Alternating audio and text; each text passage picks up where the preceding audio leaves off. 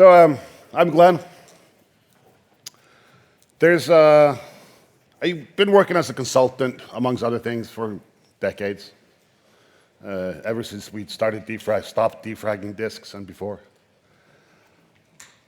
And there's this tendency that I noticed that you came in somewhere and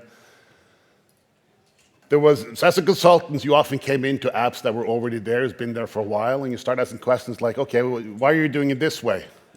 And they're like, You organized the app this way, you made so-and-so services or whatever. It's like, what's the rationale behind that? What do you mean? It's the way it is. It's always been that way since the dawn of time, or at least early morning of time. And I found that not a lot of places had substantial thought into the way they organized their apps. It sort of just evolved somewhere. They started with something, and then it ended up somewhere, almost by chance. And I'm here to argue that there's a better way out there if you want to be deliberate about it. And I have an opinionated way of being deliberate, and that's building monoliths and doing it properly. So I work at a startup turning into a scale-up in Norway called Justify. We do legal affairs, get that stuff in order online. And when we wanted to do that, we wanted to build an application. And we decided at the time, we started a few years ago, that no, we're not going to do microservices. We're not going to do the hot thing because we're not Netflix. It was tempting, though, because we all have resumes to build, not just apps. But we decided to build ourselves a glorious monolith instead. So let's define what a monolith is. A large, single upright block of stone, especially one shaped into or serving as a pillar or a monument. That's one definition. Or a large, impersonal, political, corporate, social structure, regarded as indivisible and slow to change. Anyone been part of those software projects? Indivisible and slow to change? Sometimes I think of the monolith that I've seen as a monument of all the consultants that were on that project for 6 months before transitioning out. And transitioning it out is a euphemism for getting out of here. But this is the bad faith definition of a monolith. It assumes that it is bad. So a better definition of a monolith and a monolithic application would be something like this: an application that is built and deployed as a single unified unit, which is self-contained and independent from other applications. Now, this definition is neither good nor bad. It tells how it is. It doesn't say make any moral judgments on it. And that's because the problem that people have isn't in the monolith itself. The problem is in the unbounded complexity that is allowed to grow freely and exponentially within that, leading to the technical term, big ball of mud. And supposedly, they always devolve into this. It's like, you're making a monolith? Just wait till you get the big ball of mud. The spaghetti code, the massive code files. I was contracted into one company. They had an application that their main code file, which almost everything went into, all the different endpoints went into that, was around 60, 70,000 lines of code. Every single change they did where they had to update a field required 11 files to be updated, including the stored procedures in the database, which they had for every table had at least 4 of: create, update, delete, and read. Did they automate any of this? No, they did not. It was artisanal code, handcrafted. So How do we stop this? Well, the answer to that is partially two other definitions. We're going to use these words a little bit. Cohesion. It's a noun. It's the action or fact of forming a united whole. And the sticking together of particles of the same substance. I like to think of it as things that belong together are together. These things here belong together, so they should be together. Another word is coupling, a device for connecting parts of machinery and the pairing of two items. In a modular monolith, we want to keep this intentional. And we usually want to keep it low. And this is where a lot of the unintentional bad stuff happens. People couple too much. Because as you couple things, complexity grows. As something grows, complexity increases. This is practical law of nature, entropy and all of that. The problem of complexity, as we introduce various bits and pieces and bobs and nuts and bolts in our application, we create more and more of these connections between pieces. And these connections increase, not linearly either, they increase exponentially. And as the application grows, it becomes harder to manage.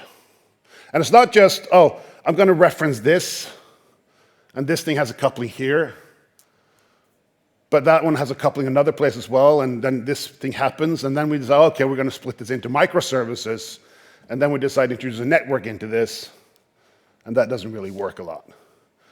What we need to do continuously introduce complexity dampening measures. As complexity increases, we have to do stuff that says, okay, we're going to have to reduce the complexity. And we can do this by using modules.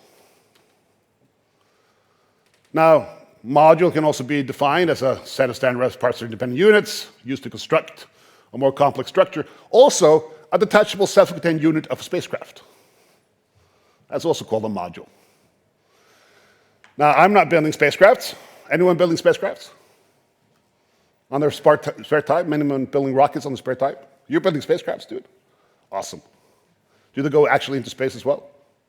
Cool. One spacecraft builder, that's the first.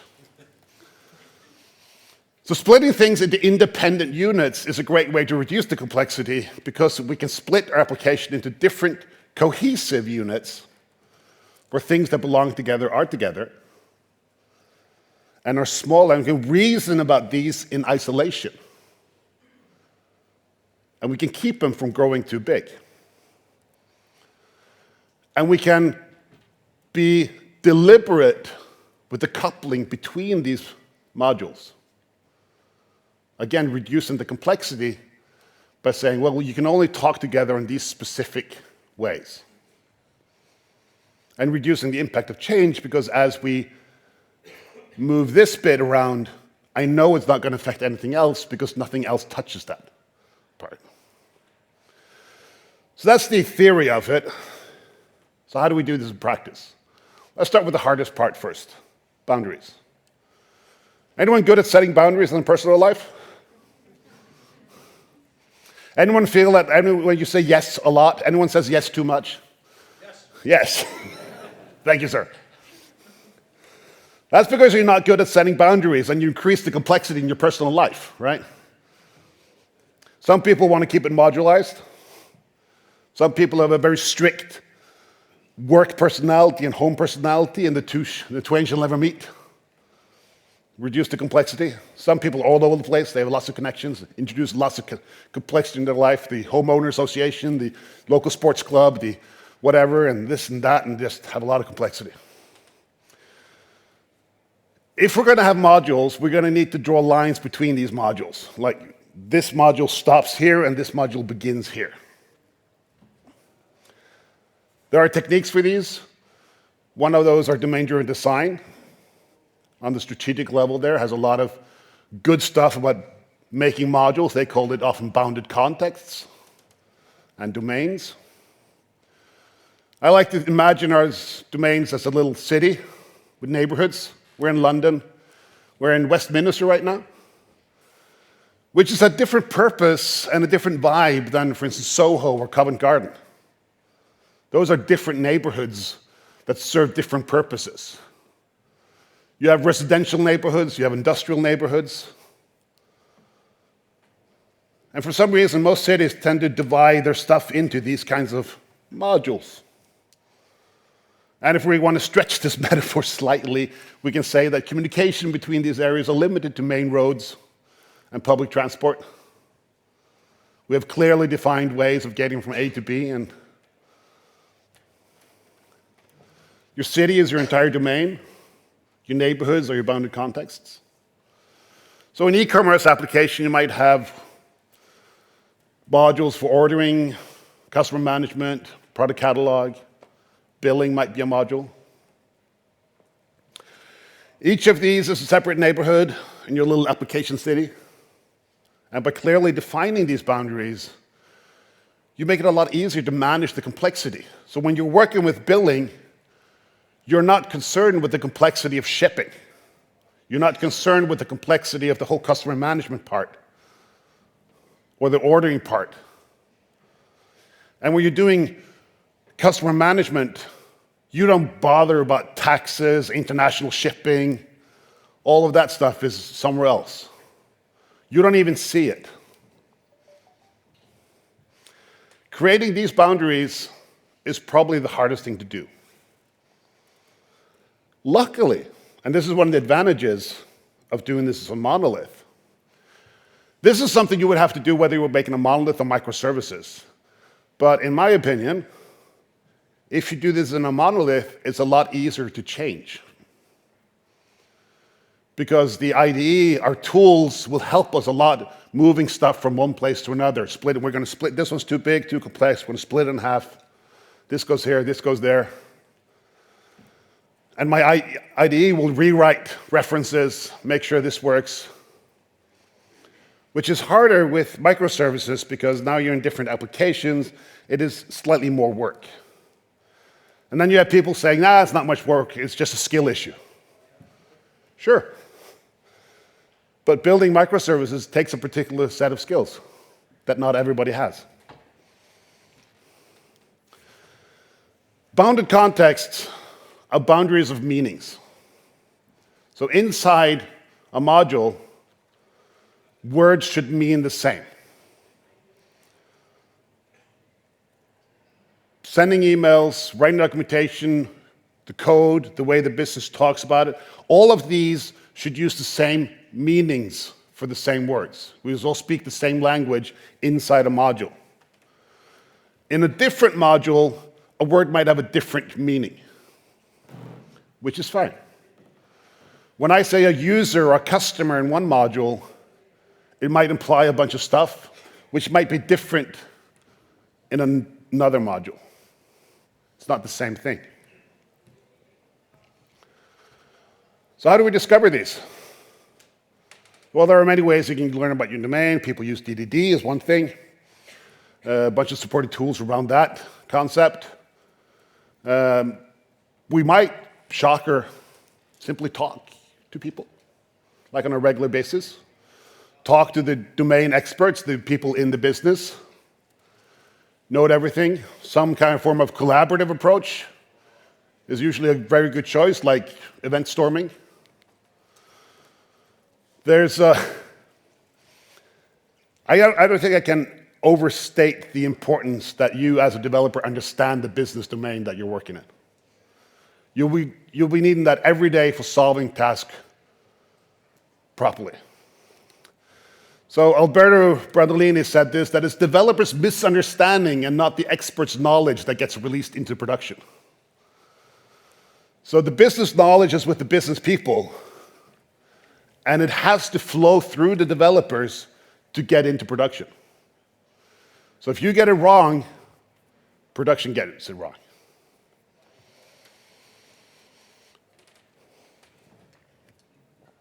So you especially need this in order to create these effective domains. Event storming is a workshop-style approach for this. I highly recommend it. Explore the domain, find the critical business processes. It's often used when discovering domains, when you're working out how does this work. trying to understand this. This is from a book called Introducing Event Storming, available online. I'm not affiliated anyway, so I don't get money for it, but it's a decent book explaining the event storming process. You collaborate with business and stakeholders around it, discover that domain, and all the things that happen in it. It usually starts with something that happens, or events. A product was viewed, product was added to a cart was checked out, and payment was received. Start with the big picture. Get all the events from your domain up on the wall. Organize it by time. Start with some, add more in between. The goal is to collaboratively with the business identify all the different significant events that occur in your application and within this domain. So think about the application you've been working on recently or have been working on. Like, try to think of what are things that happen in that application in the past tense. And with some context, think about user registered, and it's not registration. Like someone did something.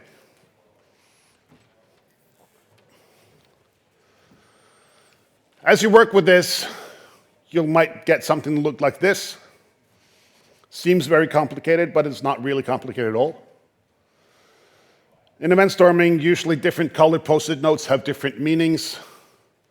In this case, the orange are all the events that can happen in the application. The blues are what actions or commands can be triggered by users or policies or cron jobs and stuff like that. Now, for discovering your domains, these big picture events will go a very long way. You say, okay, these things happen over here, these are connected, these things happen over here, these are connected. And there's some rules of thumb we can go about looking at this, like defining these boundaries. For instance, which behavior is likely to change? Which parts of the system are likely to evolve independently? Well, here's a bunch of events. These all change this data here, but there's really nothing else that works on this. So this could probably be a module. Areas with behavior that is likely to change together should probably often be separated in their own little places. If you have things that coexist, that when I change this, this one is usually always changed as well. What data changes together? Cohesion. These things should probably be together. Do you have dependencies?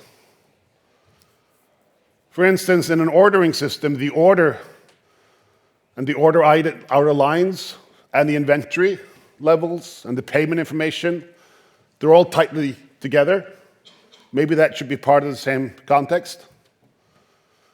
Or maybe when the system grows, it becomes more complex, or maybe it's complex from the start and should have a separate context for the separate module for the shipping or payment. You need the domain knowledge to make this make sense. Transactional boundaries. So within transactions where either all of these things happen or none of these things happen, if that is a business requirement, there's a good chance you should start with having it in the same domain. Makes that a lot easier. And are there anti-requirements?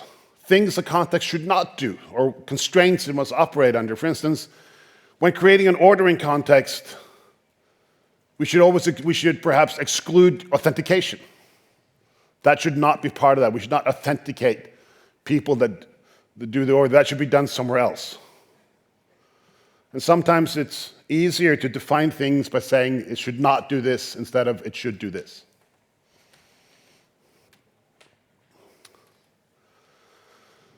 Engage regularly with the business.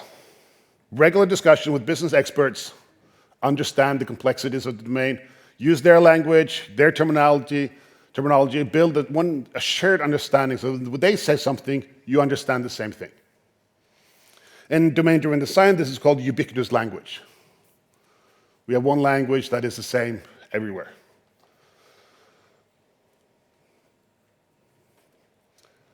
There might be false assumptions. Like, regular question, why are we doing this way? Are there discrepancies between how different stakeholders describe the same process? Do they have, I had one, they were saying, well, this thing, when you would use so-and-so, it's A, B, C, and D. It's always like that. So it's always like that. Yes, it's always like that. So every single time, there's no edge cases. It's always like, we do this, then this happens, then this happens. Yes. Well, sometimes it's completely different. But that rarely happens, so that can't be hard. Like, that has nothing to do with it. Frequency does not affect the complexity at all. So often you'll find yourself in a position where you're talking to someone, oh, it's like this and this, and then they have often this gray-haired person in the corner of the room saying, well, actually, sometimes it's like that. And figure out, okay, why is this going on? Keep asking those questions. Continuous inquiry, that's really important to get that deep understanding. Be a 4-year-old, just go, why, the whole time. Ah, we do it so and so and so. Why? It's super annoying when your 4-year-old does it. It's super important when you do it. Well, we do it so and so. Like, okay, but why do you do that? What is the motivation behind this process? And then through that, you often discover relationships between different parts of the system. Oh, we do it this way because this needs this thing, and then there's this other thing. And like, okay, can we solve that in a different way? Can we dig into that a little bit? There's often historical reasons for it, which are no longer relevant. Yeah, we did it this way because back in the day, everything had to go through Carl, which had a Rolodex on his desk that he would go through and mark things on a piece of paper, and therefore, before he shipped it off, so and so. I worked in one project where I was working on reporting, and someone came to me and said, hey, can you get a list of all the shipments that have gone out in the past 7 days? And I said, sure, I can do that. And I made a report that listed all the shipments, a whole bunch. And I walked past that person's desk a couple of days later, and she's sitting there with a pile of paper, going through it in an orange marker. Squeak. Squeak. I'm like, what are you doing? I was just finding all the shipments that had a code A, B, and C and were more than 5 days delayed, and she'd mark those for follow-up. I can make a report that lists just those. And she was like, oh, you can? I was like, yeah, give me 10 minutes. Went back, same report, put on a filter, printed it, she got 2 paper sheets. Like, here you go. It's like, oh. Because they never thought about doing it differently. It never occurred to them that you could actually do that. And so often processes have historical reasons for why they are the way they are. So like, you got to dig into that. And rinse and repeat. Keep going. Refine and redraw those boundaries, which, again, I believe is much easier in a single pane of glass. Like, but my microservice is done. Brother, my microservice, what are we going to do about them? And many will take these bounded context and map to microservices. That is a fallacy. There is not a direct relationship between a bounded context and a microservice, or service in any kind. One is an architectural choice, the other is a deployment choice. Picking one does not affect your choice. They correlate sometimes, but there's not really a causation there, except the one we invent in our own heads. Microservices will maintain a very hard border between modules, which can be useful. It can also be incredibly hurtful. They introduce a metric ton of complexity, network, latency.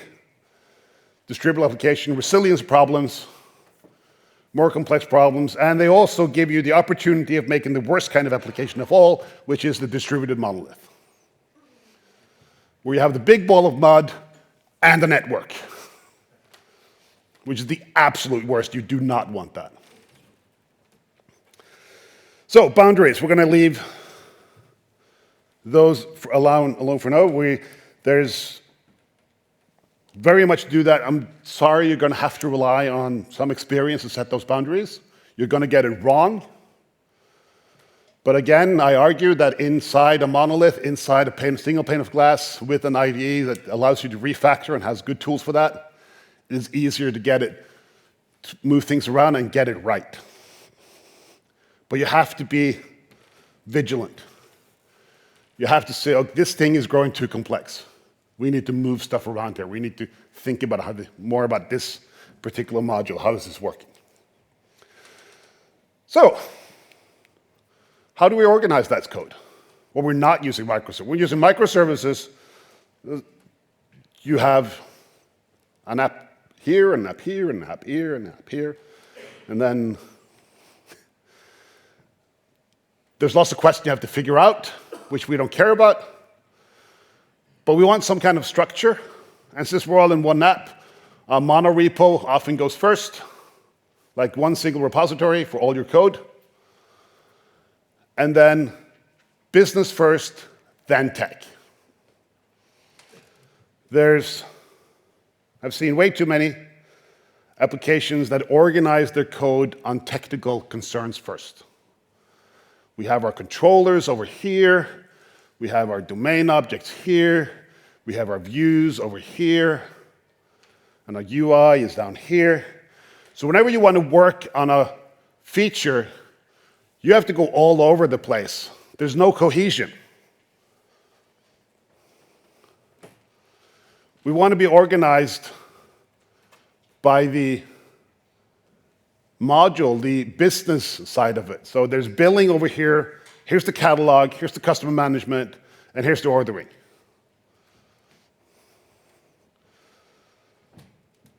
Easy to keep separate. And as long as you don't create dependencies between these modules, it is really hard to create unwanted couplings. We get a good cohesion. Everything that belongs to the module is within the module.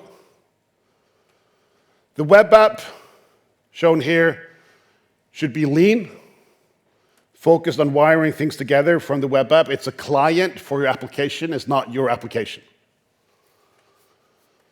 Your web app is not your application. It is the front-facing side of it. It could easily be your mobile app. It could be a data loading service. It could be some kind of integration service with a third party. These are all clients of your application.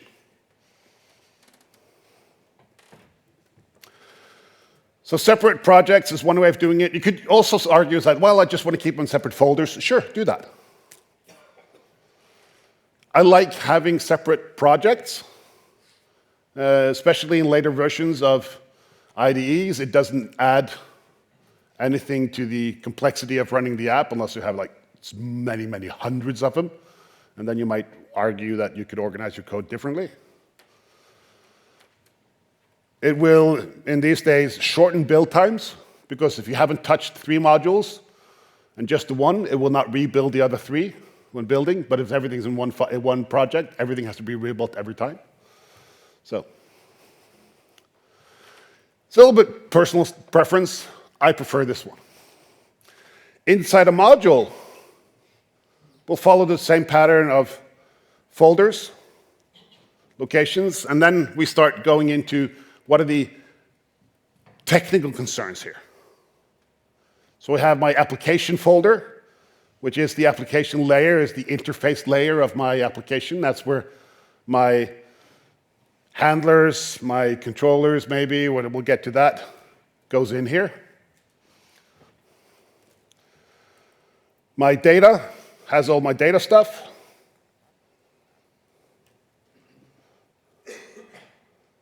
And my domain has my domain objects. Now, some stuff is common. Some stuff needs to be shared across the entire application. This is where I put what I call it's called the shared kernel. It's a little module, a nugget, a little kernel of code that you can keep your base entity classes in. You can keep your common value objects, for instance, email, money. If any of you went to Chris's session yesterday, you learned a lot about value objects. And if you want to learn more about it, look him up on YouTube or one of the streams. Any shared exceptions you might have, like not found exception, validation exception, stuff that is common among every single module. You're going to reuse this all over the place. I often like to keep, I'm a fan of having strongly typed identifiers, as in not using GUID for identity for the identity for every object. I'll have a billing ID, a bill ID, a user ID object. I'll have an order ID object, and so on. I'll put those in there so they can be shared among all my pieces. Infrastructure, various utilities do not go in here. Only things that are applicable across all modules. They all go in here. Each module should be independently persistent. We should not share data. One of the call signs of the more terrible apps I've worked on are the ones that they use the database as their integration layer. So if one module wants to communicate to another module, it will put stuff in the database and manipulate the other module's database directly. That is a road to sadness and pain. That's the stuff that makes you drink a lot. And your office will start to smell of regret and divorce.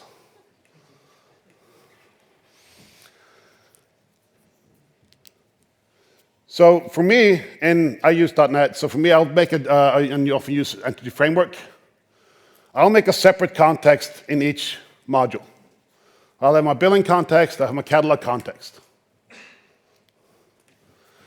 Now, we can always use separate databases for each context. That is the safest boundary, but that is a lot more hassle than is necessary.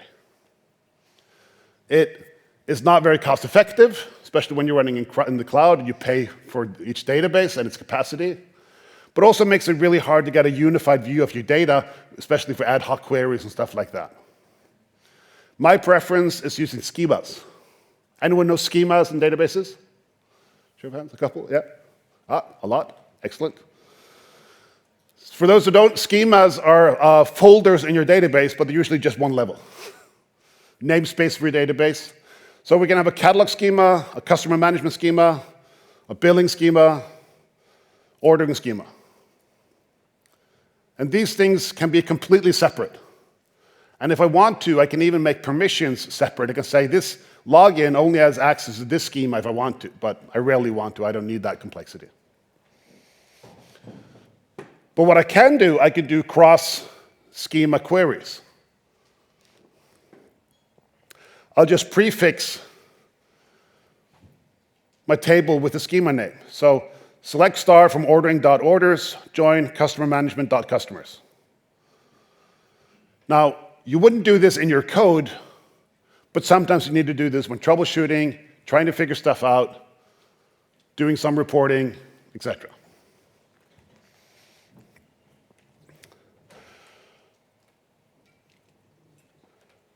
What I do is that I have an abstract class called my domain DB context, which inherits from DB context, which is an abstract property schema over here.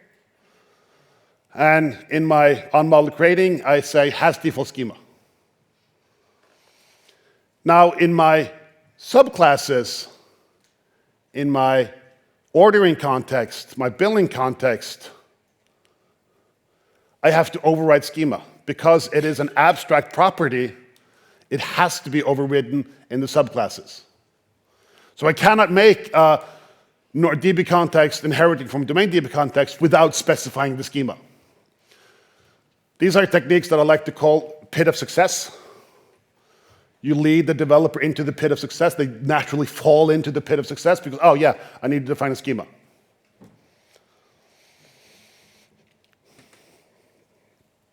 Migrations, they work great across in a project. Just add migration, specify the startup project, so you don't have to do the design time class in your project, which is just a bunch of hassle. And then, where do you want to place your migrations? I want to place them in data/migrations. The last one, you only have to specify for the first migration. Subsequent migrations will just end up in the same place by their own.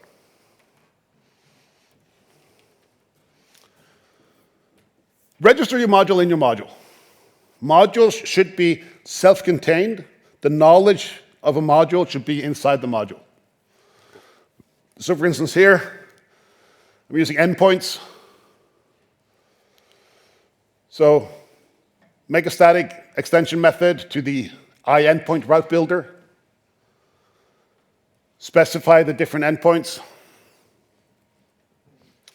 Here we're using map group, prefix with /API/billing, map billing API, which are all the ones that come further down. So these are referenced here. All the paths in the map billing API are relative to the path specified in the map group. You could also add the route as a parameter from the web application. So my billing module knows where all of its things are relative to some route. Here it's hard-coded. It could easily be a parameter that would get from the web app, for instance. So the web app just says map billing endpoints. It could add a parameter if it wants to, but we don't need to. Similar approach works for MVC controllers if you want to use that style. If you want to use Razor pages or Razor components, you can do almost the same thing, but you do need a special Razor component library. So those things have to be in their own library next to your module, and use that for your module's Razor pages.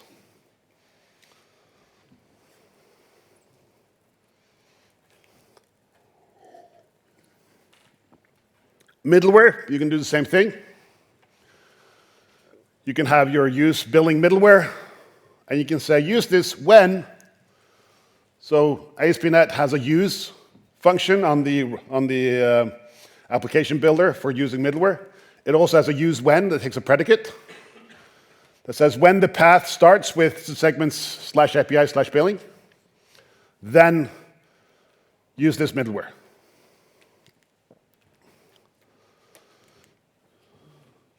So when this matches the path, then we can use this middleware. So that middleware is only used whenever you're accessing the billing middleware, the billing module. And we can put all of our DI stuff in here, all our services, same procedure. Make an extension method, store it in our module, registers all its services, and then call it from program CS. Add billing services. Same thing. And we can combine all of this, if we want to, as well, into a registered billing module. We can put an interface on it that says, I register module, which adds modules, use modules, and then I can just call that. I can even, if I want to, do a little thing in my program that discovers all my iRegister modules and just call all of them automatically. So the work of adding a module means adding the module files and implementing an iRegister module and keep that self-contained. Now, whenever I want to do something in my module, I will go into my module, do the thing, add the registry, add the services as I want. You can have, for dependency injection, you can have the try, add stuff. It will add it if it doesn't exist, and it will ignore it if it already does exist. There is always a risk that you might be treading on some toes, but you usually find those pretty quickly with your app tests. You should always mind your internals and externals. So when calling modules, you need to be mindful of what is inside the module, what is here, and what is available from the outside. And I like to split it in the application and the domain. So the application is where things come in and things leave my module. The domain is all the business logic. Nothing outside my module should reference my domain directly. Why not? That just seems weird and hard, because then you have to make like DTOs and stuff like that too. Lots of extra objects going back and forth. Extra objects are cheap as dirt. They carry very little complexity. They're usually data transfer objects that just contain data. The complexity of our application comes from the behavior. That's what we want to control tightly. And when I'm working in the billing context, I want to be working on the behavior of the billing system without having to worry how that affects other systems. I like using mediator handlers for different use cases in my application layer. So here's a mediator handler called getBill. Oh, sorry. I put it in a static class, call it get. So it's under billing, under application, there's a getCS with the static class get, which has a record query and a record response. Those are the queries and response for this particular handler. And then I have a class called handler, which uses dependency action and get a DB context. And the responsibility of this handler is to get what it needs from the database and perhaps call objects, methods on the domain objects, and then return some kind of response. This is the simplest kind. It just gets an object from the database, transform it to a response. I do not return the actual billing item. That is my domain object. It should never leave my module. And from my handler, for instance, my wherever whatever it's called when someone on the outside wants to get there, they send use mediator to send the query object.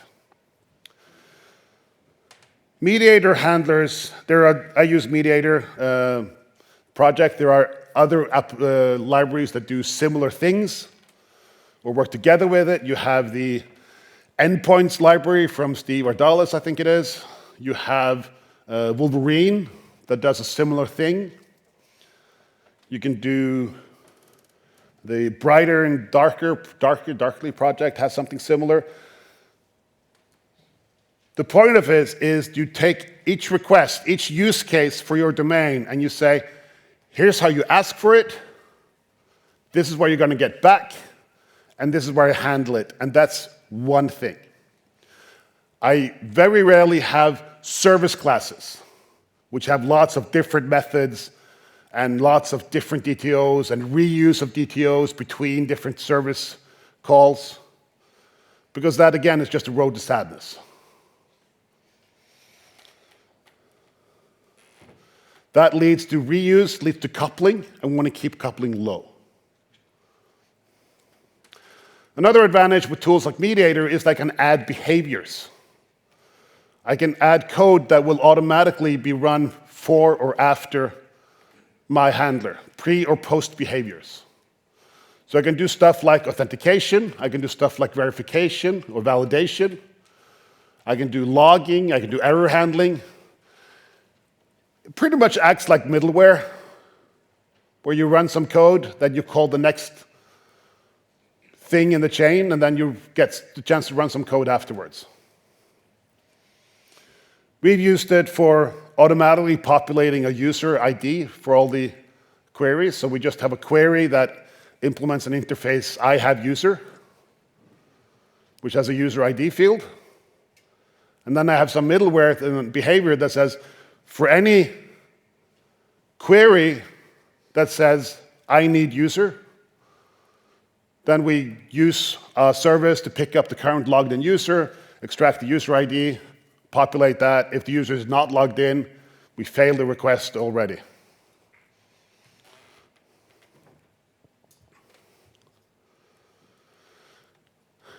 I do use services for some things.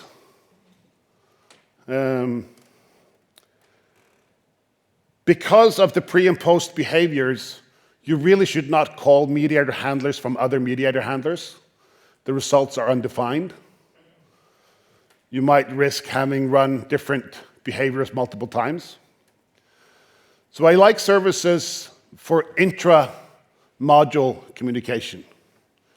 Sometimes you do something in one module and you do need to send or get something from another module. I like putting those in services. It helps me keep a track of how do other modules communicate with my service.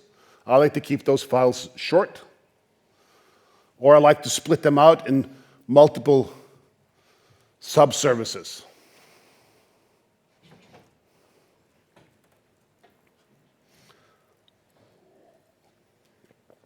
The point here is being very explicit on how your services, or how your modules are allowed to communicate with other modules. Yes, you can talk to me through this door.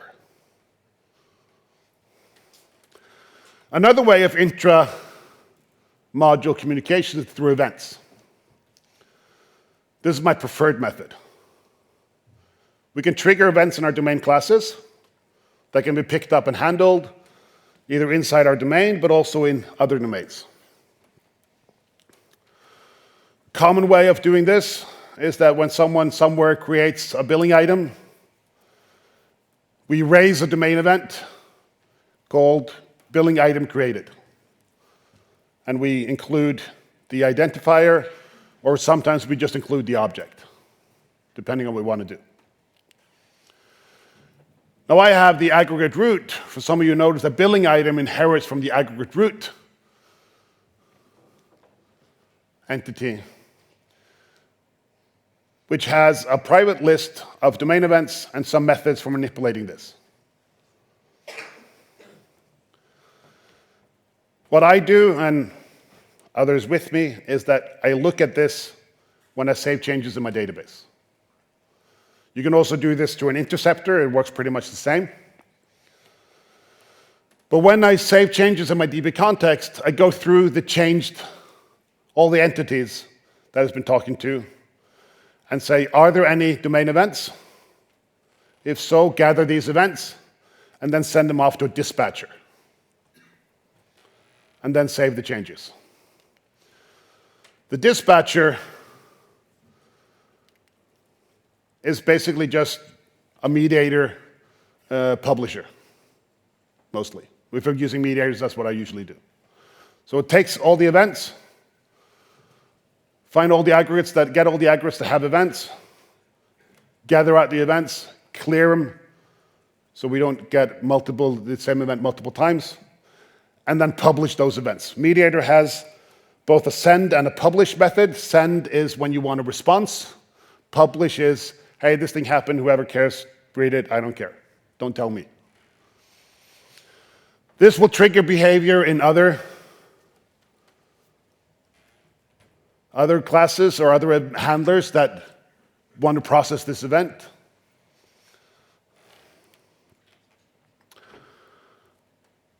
Which might again trigger new events, which will be dispatched, and so on and so forth until everyone is done, and then we'll call save changes. What happens then is that since we call save changes at the end, and whenever we call save changes, all the events, all the changed objects are now stored to the database in one transaction. It means you might want to be careful where you call your save changes. but usually it just works out. You can also muck about with transaction scopes as you want as well. So either all our changes and their side effects are saved, or none of them are and everything fails. So we don't get to the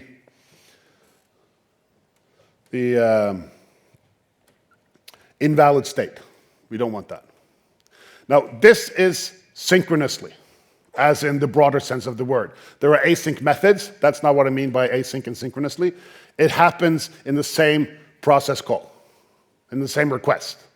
So a request comes from outside, it makes a change, raises an event, something happens, events are handled, something else happens, all that happens, and then save changes, and then we get back to the users like, hey, okay, this thing happened, or this thing failed. That's a synchronous operation. We also want asynchronous events. We want events that can happen after the fact. For instance, when something happened, when someone placed an order, they should get an email. And our system needs to send an email through some email system. And if that email system happens to be down, that shouldn't prevent my customer from placing an order. And I shouldn't skip it just because the email system is down at the point of ordering. That shouldn't mean that the customer never gets an order confirmation. So that thing should be put in some queue somewhere and says, okay, this thing happened. I'll have a handler that says, oh, whenever an order is created, let me know. And we'll pick up that order and we'll create an item in some queue somewhere and says, hey, this email should be sent. And then we'll just return. So in the synchronous request, the order is created, the intent to send an email is created, and I return to my user. The customer gets a confirmation on the screen, and an incredibly short time usually afterwards, something else picks up that thing on the queue and says, oh, I should send an email. And it picks that up, sends the email. If it fails, it will retry, and there's mechanisms for that.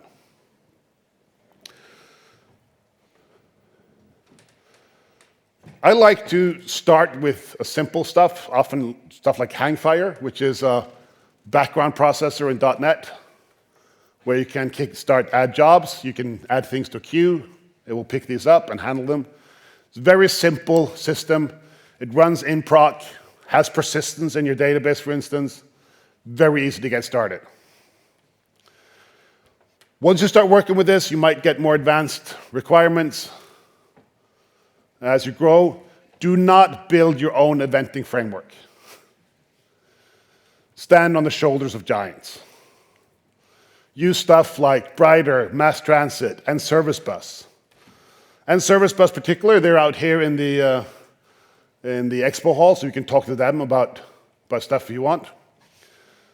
But these are products or libraries that have thought long and hard about how do you send events in a reliable manner. How do you receive events in a reliable manner? They have mechanisms built in for stuff like outboxes and inboxes, and if you don't know what that is, you should watch all of Ian Cooper's talks, either here or online. There's a whole different ballgame sending these events. Don't figure it out on yourself. What you should figure out is what is an inter and what is an intra-domain event. Events that are internal to the domain, for instance, order was created, I should send an email to the person the confirmation. That is a concern that is internal to the domain. I could pick that up. However, I also want in the billing domain, I want to be notified when an order was created, because then I want to start the invoicing process.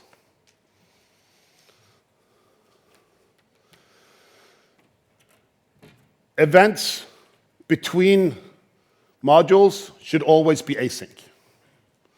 You should never pass domain objects in those events. They should be lean, they should contain identifiers, they should contain the values and not the objects with behavior. They should basically be DTOs. You don't pass behaviors across boundaries. And anyone here from Norway?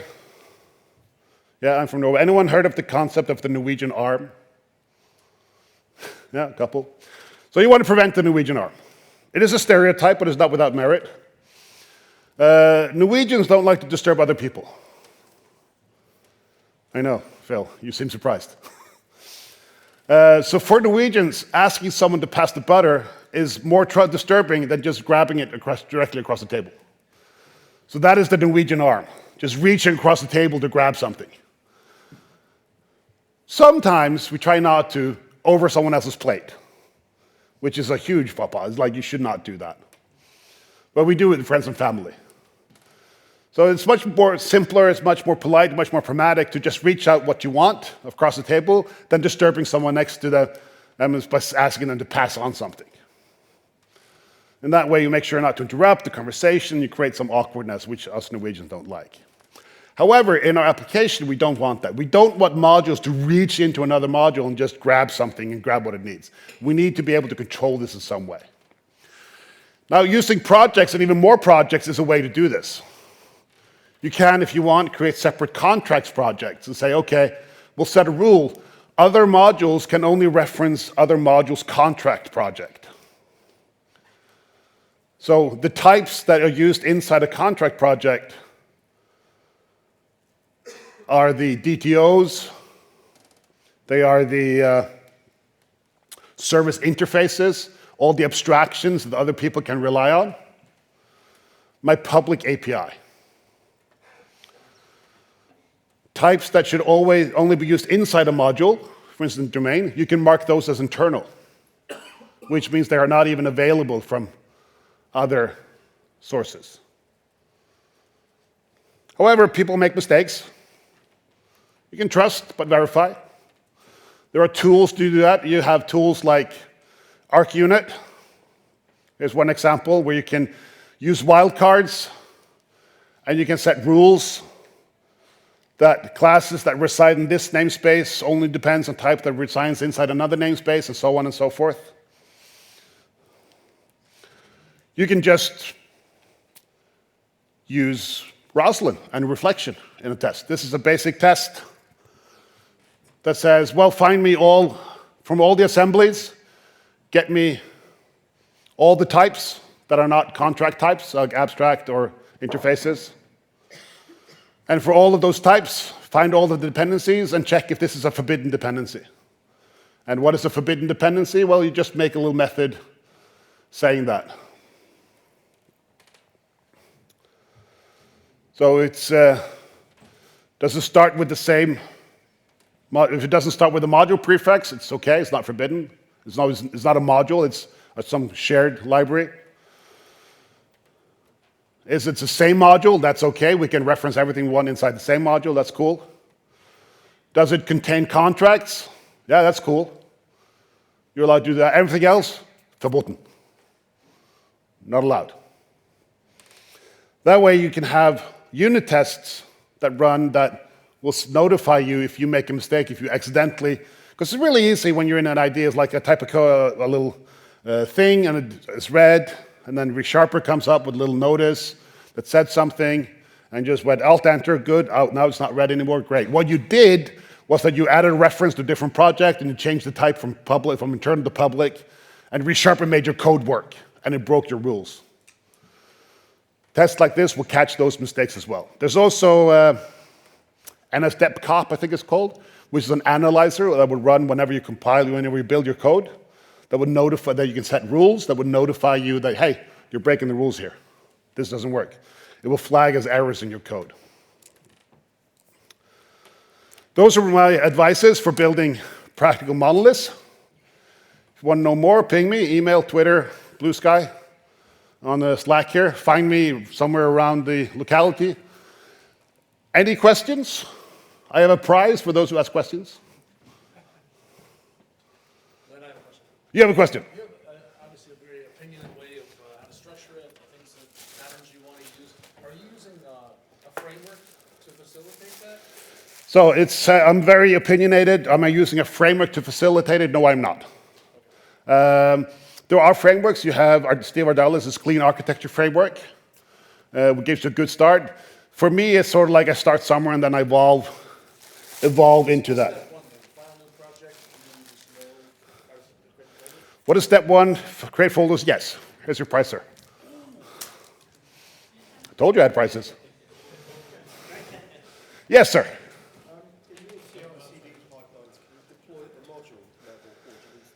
No, I cannot deploy. So in my CI/CD pipelines, can I deploy at the module level? No, I cannot. A monolith, by definition, is deployed as a whole. So you deploy the whole application. That is one of the reasons you might want to extract things out if you have a particular need that makes you have to deploy this independently. You get a book, sir, The 8 Fallacies of Distributed Computing, and some chocolate. We're not going to do just a book. We're not assholes. Like he gets a chocolate, you get a book. Like, ah, damn it. Any other questions? Yes, sir. Can I accidentally jump between modules with mediator? By jump between modules, you mean reference other pieces of code? Yeah, like you have a context, you saved it, and you publish an event. It tries to save another module's context. Okay, so I have something and publish an event. That is picked up by another module, tries to save that another module. That is why I use async events between modules. So the synchronous events through mediator publish are only consumed inside the module. I'll have a relay for those events that will transform those into interdomain events, which are done through, for instance, mass transit, which are then async and part of a different scope, and it's consumed in the other modules separately. Each of those consume those messages entirely separate. So each module will have its own request for consuming that one. Very good question, sir. You have to come and get it. I don't dare throw it in my... like, chocolate. What happened to your eye? I got a chocolate in the face. Yes, sir. Mediator, we do stuff like pipelines where you can combine it before it hits the main instance. Do you suggest to do that as part of the main stuff? So in mediator pipelines, do I suggest to do the different parts as part of the domain? Only if there is domain logic, business logic that would require it. Usually it's cross-cutting concerns like authentication, logging.